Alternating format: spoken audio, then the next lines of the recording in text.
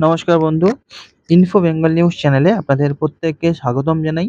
আমরা প্রত্যেকেই জানি যে আমেরিকার প্রেসিডেন্ট ডোনাল্ড ট্রাম্প ভারতকে রীতিমতো ৫০% শুল্কের একটি হুমকি দিয়ে রেখে দিয়েছে এবং সেই অনুযায়ী কিন্তু এখন ভারতীয় যে সমস্ত পণ্য সেগুলো আমেরিকাতে ব্যবসার হিসেবে কাজ করছে এবং ভারত তবুও ভয় পাচ্ছে না। এটি কেন? তো চলুন আজকে এই ভিডিওর মাধ্যমে আসল কারণগুলো আপনাদেরকে জানাবো এবং আলোচনা করব ঠিক কী কারণে আমেরিকার এত হুমকি সত্ত্বেও ভারত নিজের মতন নিজের যে ইচ্ছা সেই ইচ্ছার মতন কিন্তু কাজ করে চলেছে। তো ডোনাল্ড ট্রাম্পের প্রস্তাবিত যে ৫০% শুল্ক সেই শুল্কের হুমকি সত্ত্বেও ভারত বেশ আত্মবিশ্বাসী রয়েছে। ভারতের উপর চাপানো সবথেকে বড় শুল্ক হতে চলেছে এটি। কিন্তু ভারত ৫টি মূল কারণে এই চ্যালেঞ্জ মোকাবিলাতে প্রস্তুত রয়েছে। তো চলুন বিস্তারিতভাবে আলোচনা করব এবং কারণগুলো জেনে নেওয়া যাক। তো চলুন প্রথমেই যে বিষয়টি নিয়ে আলোচনা করব সেটি হলো এক্সটার্নাল বাফার্স অর্থাৎ শক্তিশালী বাহ্যিক যে সুরক্ষা। ভারতের কাছে প্রায় $৭০০ বিলিয়ন কাছাকাছি বিশাল বৈদেশিক মুদ্রার ভাণ্ডার রয়েছে। এর বিপুল পরিমাণ রিজার্ভ ডলারের তুলনায় টাকার দামে স্থিতিশীলতা বজায় রাখতে সাহায্য করছে। যখন বিদেশি বিনিয়োগকারীরা তাদের বিনিয়োগ তুলে নিতে শুরু করে তখন টাকার দামের উপর চাপ সৃষ্টি হয়। কিন্তু এই রিজার্ভ ব্যবহার করে আরবিআই বাজারে ডলার সরবরাহ করতে পারে, যার ফলে টাকার দাম স্থিতিশীল থাকে। এটি ১৯৯১ সালে অর্থনৈতিক সংকটের সময় পরিস্থিতি থেকে সম্পূর্ণ ভিন্ন ছিল, যখন ভারতের কাছে মাত্র কয়েক সপ্তাহের মধ্যে আমদানির জন্য রিজার্ভ অনেকটাই ছিল। এবং দ্বিতীয় যে বিষয়টি ভারতকে আরও বেশি আত্মবিশ্বাসী করছে সেটি হলো ম্যাক্রো ইকোনমিক ক্রেডিবিলিটি, যেটি বাংলাতে বললে মানে দাঁড়ায় যে শক্তিশালী মাইক্রো ইকোনমিক বিশ্বাসযোগ্যতা। প্রায় ১৮ বছর পর স্ট্যান্ডার্ডস অ্যান্ড পুয়ার্স অর্থাৎ S&P ভারতের সার্বভৌম রেটিংকে আপগ্রেড করেছে। এটি ভারতের শক্তিশালী অর্থনৈতিক বৃদ্ধি, নিয়ন্ত্রণ মুদ্রাস্ফীতি এবং উন্নত আর্থিক ব্যবস্থার প্রমাণ।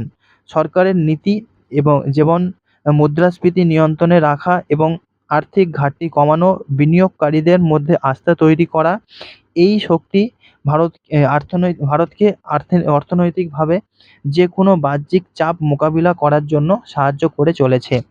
এবং তৃতীয় যে কারণটি রয়েছে তা হলো রপ্তানির উপর কম নির্ভরশীলতা। জার্মানির মতো দেশগুলির অর্থনীতি যেখানে মূলত রপ্তানির উপর নির্ভরশীল, সেখানে ভারতের অর্থনীতি অনেকটাই আলাদা। ভারতের জিডিপির প্রায় ৬০% আসে দেশের আভ্যন্তরীণ চাহিদা বা মানুষের কেনাকাটার থেকে। এর অর্থ হলো যে যদি রপ্তানিতে কোনো সমস্যা হয় তাহলে দেশের আভ্যন্তরীণ বাজার অর্থনীতির চাকাকে সচল রাখতে পারবে। এই শক্তিশালী আভ্যন্তরীণ চাহিদা ভারতকে রপ্তানি সম্পর্কিত যে কোনো আঘাত থেকে রক্ষা করে চলেছে। এবং পরবর্তী এবং ৪ নম্বর যে কারণ সেটি হলো অ্যাক্টিভ পলিসি টুলস অর্থাৎ সক্রিয় নীতি এবং তার যে পদক্ষেপ। ভারত সরকার এবং রিজার্ভ ব্যাঙ্ক অফ ইন্ডিয়া উভয়ই শুল্কের প্রভাব মোকাবিলার জন্য সক্রিয়ভাবে কাজ করে চলেছে। আরবিআই টাকার দাম স্থিতিশীল রাখতে বৈদেশিক যে মুদ্রা সেই মুদ্রার ভাণ্ডার ব্যবহার করছে এবং প্রয়োজনে বাজারের যে তারল্য সরবরাহ সেটিও করে চলেছে। অন্যদিকে সরকার রপ্তানিকারীদের উৎসাহ দেওয়ার জন্য বিভিন্ন প্রকল্প, ভর্তুকি এবং ক্ষুদ্র ও মাঝারি শিল্পকে অর্থাৎ যেটি MSME তাদের ঋণ সহায়তা প্রদান করে চলেছে। এই সমন্বিত পদক্ষেপগুলি অর্থনীতিকে সুরক্ষিত রাখার জন্য আরও বেশি করে সাহায্য করছে। এবং ৫ নম্বর যে কারণ সেটি হলো ট্রেড ডাইভার্সিফিকেশন, যেটা বাণিজ্যিক বহুমুখীকরণ হিসেবে পরিচিত।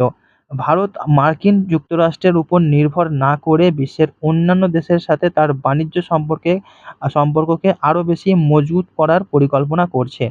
ল্যাটিন আমেরিকা, মধ্যপ্রাচ্য, চীন এবং দক্ষিণ পূর্ব এশিয়ার দেশগুলিতে নতুন বাজার খোঁজা হচ্ছে। এর ফলে মার্কিন শুল্কের কারণে ক্ষতিগ্রস্ত পণ্য যেমন টেক্সটাইল অন্য দেশে রপ্তানি করা সম্ভব হবে এবং এই বাণিজ্য বহুমুখীকরণের কৌশল ভারতের অর্থনীতিকে দীর্ঘমেয়াদী স্থিতিশীলতা দেবে বলে কিন্তু আমরা বলতে পারি। তো সব মিলিয়ে দেখলে যদিও স্বল্প মেয়াদে রুপির যে দর, শেয়ার বাজার এবং কর্মসংস্থানে কিছু প্রভাব পড়তে পারে, তবে ভারত তার শক্তিশালী অর্থনৈতিক ভিত্তি, আভ্যন্তরীণ চাহিদা এবং সক্রিয় নীতির কারণে চ্যালেঞ্জ মোকাবিলা করতে সম্পূর্ণ প্রস্তুত ও আত্মবিশ্বাসী রয়েছে। তাই ডোনাল্ড ট্রাম্প আমেরিকার থেকে যতই বেশি হুঙ্কার দিক, 50% শুল্কের দাবি করুক, ভারতকে কোণঠাসা করার চেষ্টা করুক, ভারত যে কোনোভাবেই আমেরিকার পায়ে পড়বে না, বরং আমেরিকাকে আরও বেশি বেশি চ্যালেঞ্জ করবে, তা কিন্তু ভারতবর্ষের প্রধানমন্ত্রী নরেন্দ্র মোদীর তত্ত্বাবধানে এবং তার এই যে বুদ্ধিমত্তা, তার উপর ভর করে আরও কিন্তু সেটি প্রমাণিত হচ্ছে।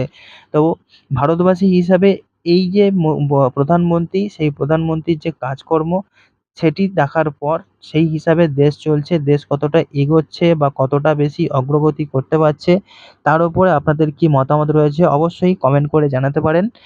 আসছি পরের নতুন কোনো আপডেট নিয়ে। সবাই খুব ভালো থাকুন। Good bye.